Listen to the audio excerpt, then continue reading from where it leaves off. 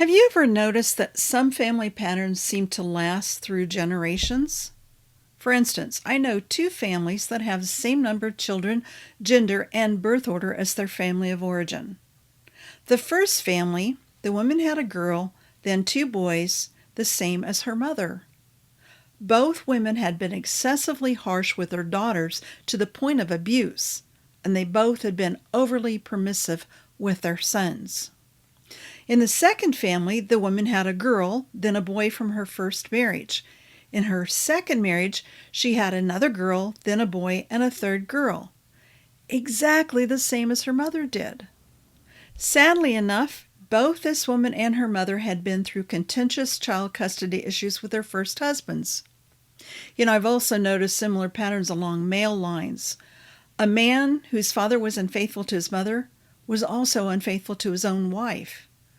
Another man who abandoned his wife and children had a son who also abandoned his wife and children. Neither of those men had been sexually unfaithful to their wives. They simply left without explanation. Yet another man was an alcoholic. This man's father taught him to drink, and the practice of consuming excessive alcohol persisted at every family gathering, much to the dismay of his wife. Neither of his parents admitted that their son was an alcoholic, because to do so would require them to examine their own consumption and likely threaten their lifestyle. Now his wife has a dilemma. To set boundaries with her husband would also mean losing his family, and her own daughter would grow up without her grandparents. It was a hot mess. Hello, I'm Dr. Debi, and I'm here to help men, women, and couples find ways to apply their biblical values and the finding of research to everyday life. That's why, in cases like these, 1 Kings chapter 15 comes to mind.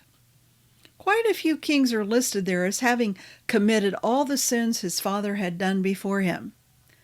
The same thing can happen with healthy patterns, and the Bible talks about that as well.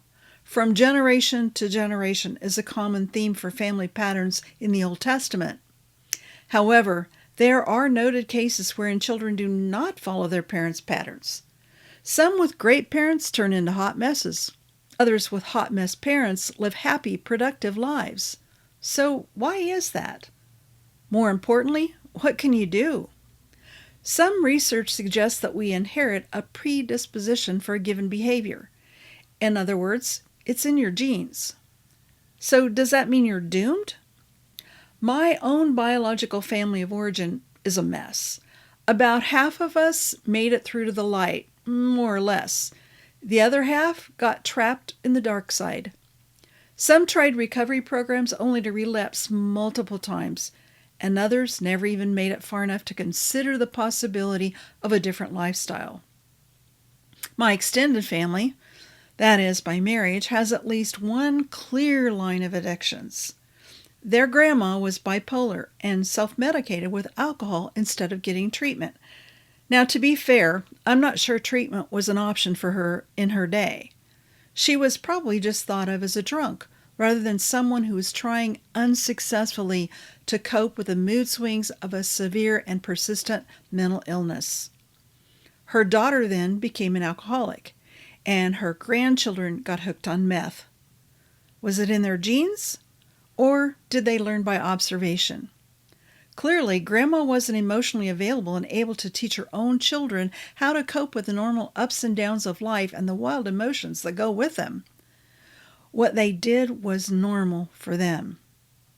I wish I knew the final answer on generationally transmitted problems. Is it genetic or learned? Probably a bit of both. Did they have a choice in the matter? Maybe not, given their environment. Ultimately, though, we want to say yes. But who are we to judge? We each have challenges of our own, don't we? Jesus said, "Do not judge, or you too will be judged. For in the same way you judge others, you will be judged, and with the same measure you use, it will be measured to you." Why do you look at the speck of sawdust in your brother's eye and pay no attention to the plank in your own eye?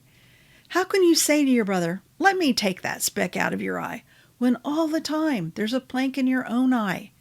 You hypocrite! First, take the plank out of your own eye, and then you'll see clearly to remove the speck from your brother's eye. And that's where we get stuck, isn't it? We are frequently more concerned with another's behavior than we are with our own. I mean, after all, if he's drinking all the time, everything has to be his fault. We're able to justify our own lack of maturity by hiding behind his. Family dysfunction is the ultimate hot mess.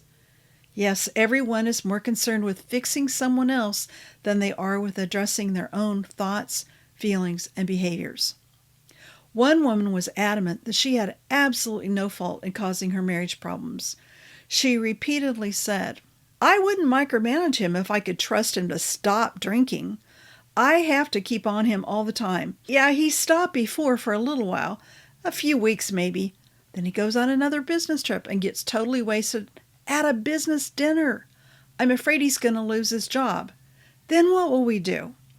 He encouraged me to give up my own career to raise our daughter. I never should have listened to him. I can't trust him. He's just like his dad." Was she right? She certainly thought she was. In reality, she was one of the most anxious people I had ever known. The bigger problem, however, was that she didn't even recognize her own anxiety and the role she was playing in their marriage. It's called denial, and it's what keeps the negative cycle going. She honestly believed that she had to keep on him to quit, and he escaped from her monitoring and constant criticism by drowning himself in drink. He was really good at minimizing his role too, of course. He was her misbehaving son, and she was his mom. That always makes for a weird arrangement. As difficult and tangled as their relationship was, they were both making choices, and they were both trying to manipulate the other one into changing the cycle. That never works.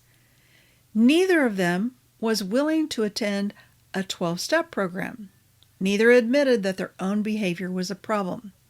He didn't think he needed AA, because passing out whenever he drank wasn't a problem because it didn't happen that often. And she didn't understand why I wanted her to go to Al-Anon because he's the one with the problem, not me. Turns out, yeah, Jesus was right. Go figure.